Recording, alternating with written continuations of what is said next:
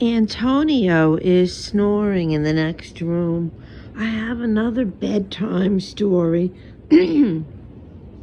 Of course, this is all make-believe.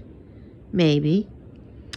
This one is about a weekend fantasy that a man had planned with a potential lady friend.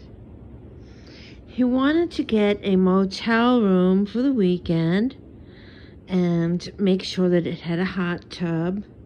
And it was a very basic plan. He wanted them to spend the whole weekend at the hotel or motel, walking around naked with all kinds of food and maybe some weed. And he was going to have like those fluorescent posters from the 1970s and hang them on the wall and have like, like those, I think they call them black lights. It's more like a purple light that kind of makes the glow-in-the-dark posters glow. And they were going to have this hot weekend of sex. And I don't really recall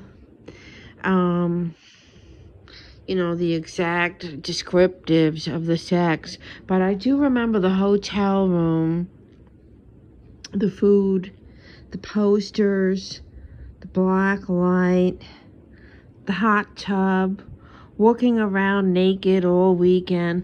Oh, and he also was going to get lollipops, special lollipops, and he was going to do special things with the lollipops.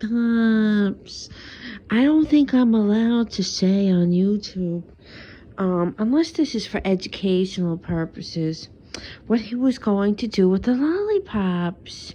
It reminds me of that song from The Wizard of Oz, The Lollipop Guild. But naturally, the weekend never came to fruition as he was afraid of his shadow. But it was a fun thought. It sounded like it could have been a fun weekend. But, well, I just thought it was an interesting story to share. And I'm going to keep talking because if the video is, I think, under 4 minutes, it comes up under a shorts. So anyway, this person likes to tell all kinds of stories. And I think 99.9% of it is made up. There are also empty threats. Blah, blah, blah, blah, blah, blah.